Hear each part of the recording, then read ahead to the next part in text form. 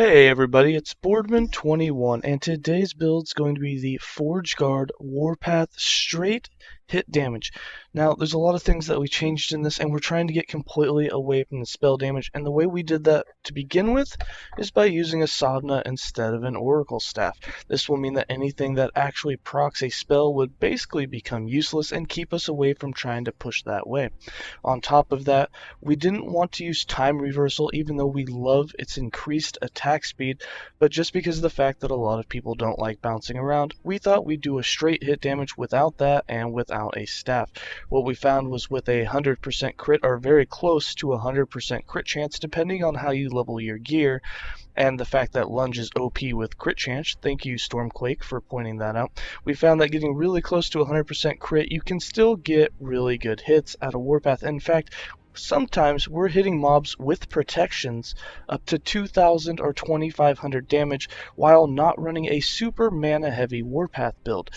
Although the timing of everything would be absolutely perfect for that because you'd have to team up with Smite proccing, Ring of Shields being cast in the last 4 seconds, a Lunge going off, a Vengeance use, and then Warpath obviously going off with a potion use as long as you've been hit in the last 4 seconds. Yeah, that sounds really complicated, but if all of that happens within 4 seconds of each other, you get some really impressive hits, especially if that teams up with the passive skills that increase your damage massively for a 1 skill use every 3 seconds.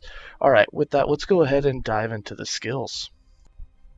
Alright, for skills, we're going to be running Warpath, Smite, Ring of Shields, Vengeance, and Lunge. For Warpath, we're going to be taking advantage of the 150% hit damage multiplier that you get off of a time-rotted enemy. So you will have to get at least 1 or 2 hits on an enemy to inflict time rot on them before you start doing really good damage.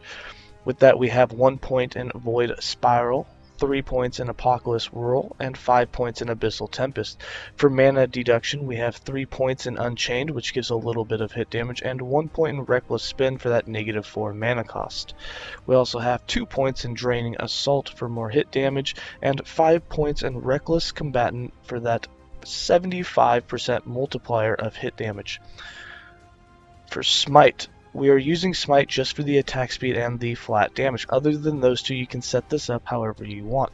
We have 2 points in Holy Wave, 5 points in Righteous Flurry for that global melee fire damage, 5 points in Righteous Flurry for that 50% attack speed. After that, you can set the rest up however you want. However, the way we're doing it is a little bit of lightning and a little bit of thunder.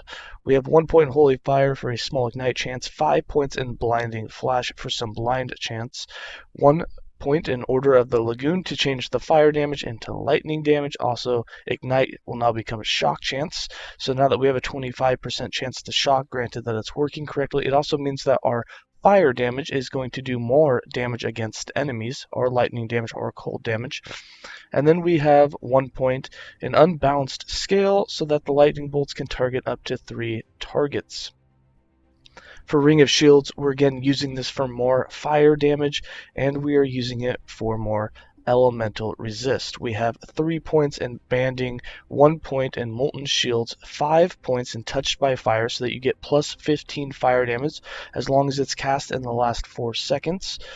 And that counts if it procs from your passive, and Touched by Fire, which increases your melee fire damage by 90% in the last 4 seconds if Ring of Shields has cast, and again, that does count if it's been procced by the passive.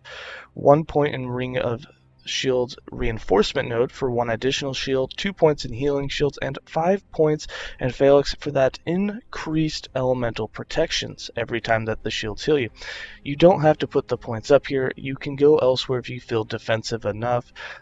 After all, you are a Forge Guard and you are pretty defensive. For Vengeance, the way we have this set up, the only way that really matters to us is that you get the 5 points in Dark Duelist for that global increased damage, so that Warpath will hit harder. This 100% increased global damage is very, very helpful, so make sure that you're doing a few hits with your Vengeance every time that you lunge to try and activate that. On top of that, you should even probably put the 1 point in additional riposte so that there's a chance that they'll be going off more than once. Maybe a couple will go. With that, after that, all you need is, I like the attack speed, so we put 7 points in Rapid Strikes, 3 points in Executioner, 2 points in Faint Strike, just so it hits a little harder, and another 2 points in Bolster for less damage taken.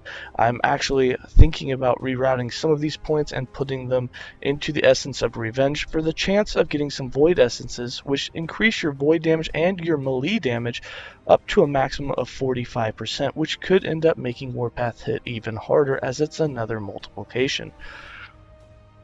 For Lunge is an OP crit chance increaser at this point, and also you can be invincible while lunging, so that's a little OP in itself. We have 3 points in Tactician, 3 points in Forge Arm for that increased armor, 1 point in Unstoppable so that you are invincible while lunging, 1 point in Initiative so that for 4 seconds after you have lunged, you have 40% increased damage and 40% increased crit chance. With 5 points in Avenger's Charge, you have another 200% crit chance. That is a massive amount. We then have 3 points in Deadly Aim, 1 point in Wound Reveal, and 3 points in Reckless Lunge. You can do these points however you want anywhere on the tree. For passives, we have 23 points in the base Sentinel class with 5 points in Overwhelm, 5 points in Fearless, 5 points in Relentless, 5 points in Time and Faith, and 3 points in Axe Thrower.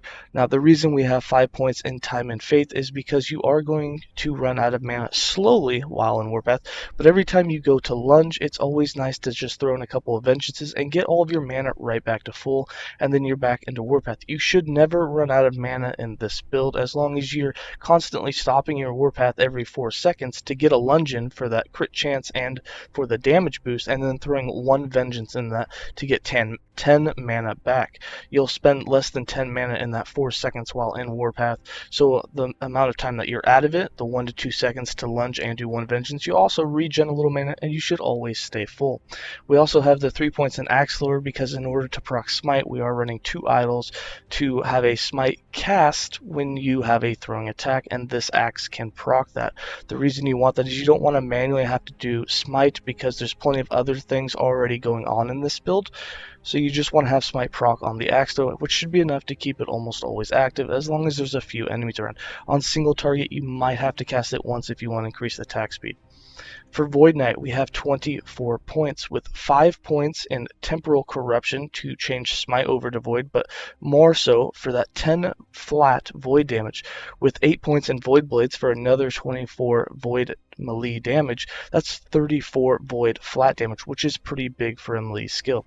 We also have 5 points in Devouring Blade for increased damage on recent kill, so you'll do more damage after you've killed at least one enemy in the last 4 seconds. 5 points in Patient Doom, and this means that every 3 seconds your next melee attack will deal an increased 150% damage, which is pretty big, and you'll notice it pretty often when you do a hit with it. You'll have some big numbers jump out of nowhere and you'll be like, whoa.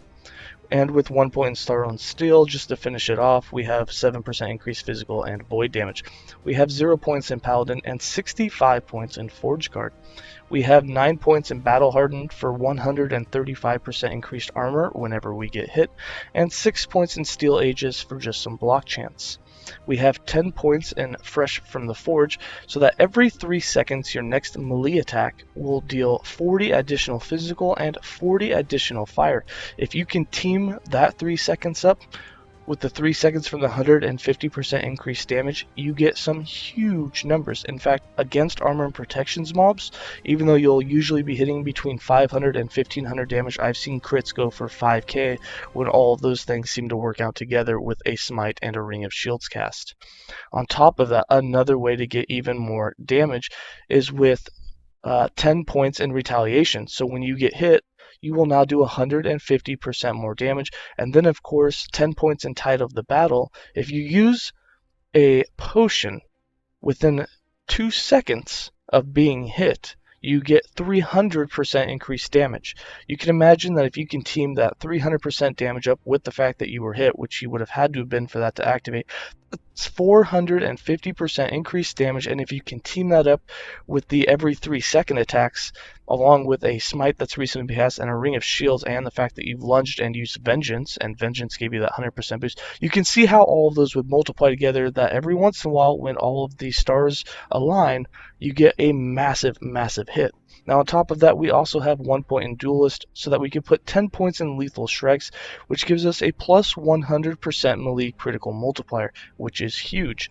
We also have 5 points in Regenerator, so that we're gaining some health on hit, and 4 points in Shield Crafter, which you'll need to proc the Ring of Shields. Even though we will have it on autocast, you know, it's not going to have 100% of time, but you're going to want that last 4 seconds bonus from its fire damage and flat fire damage as much as possible, so you do want the 4 points in here. Now, for items, we have a few different idols going on, and you can mix and play, but for the most part, the ones that are necessary is you're going to need the Smite cast. The physical damage over time is pretty useless, so if you find it with anything else, it really doesn't matter. But we are running 2 of those. You're going to want 2 of those. The other thing you're going to want is the increased Warpath area, and we have minion damage reflected, as well as some of our damage reflected, which isn't, you know, OP or anything, but this was like the best that we could find. And we have 2 of those. And then for our 1x2 to squeeze in here, we just went with some Ignite and some extra fire protection, since a lot of what we have is converted into fire damage. For the weapon, the most important thing, this is going to take you a while to craft, but the one we came up with is more melee physical damage. You really want the attack speed. We have health on melee hit, and then we have some elemental protection, which the health on melee hit and the elemental protection could have rolled much higher, but sometimes you only get so lucky. We do have the gear that converts our necrotic and poison damage over to physical damage. Those are going to be some tough ones to get. Hopefully you found some. The dodge rating doesn't matter. The attunement doesn't really matter. Those are just other things that we have. We're not really running dodge on this build. But the 2 most important things is get the necrotic and poison damage taken as physical as high as possible. The only unique that's required in this build is Orion's Eye. This is going to convert 100% of void damage into fire and give you 100% increased fire damage. As you can see by our stats, just sitting here in plain daylight, we have 3300% fire resist, which is pretty huge, and that's going to go up when we're channeling, because we're also running some armor protections while channeling, which I believe we have on the rings. It's not much, but it does help you, and when the Ring of Shields heal you and give you 50% more elemental resist, all of those go up quite a bit. As you can see on the rings, we're running set elemental, and then we have strength, armor protections, armor. Set elemental protection is another one that's really good. Same thing, we have some physical damage increase on our relic. Our boots have dodge. You don't want dodge, but this is just what we have for now. You could go with movement speed or anything else. I mean, some dodge isn't bad. We're sitting at 9%. It's kind of a wasted stat for us. And then with the gloves, melee attack speed is going to be your friend. For the belt, we're not using any on potion use. Again, you can, instead of the dodge rating percentage increase, maybe some flat dodge on potion use, because you're going to be trying to use potions. If you do get the set elemental on a different item, maybe you put it instead of the physical damage on the relic. You could even run the unique that lets you hold up to 10 potions, which I actually thought about doing, just for the pure fact that we're going through potions quite a bit as long as you remember to use them, and stacking 10 of them up would be nice. That'll be a switch that we might try out. And that's all of it. With that, I'm going to go ahead and give you guys some gameplay.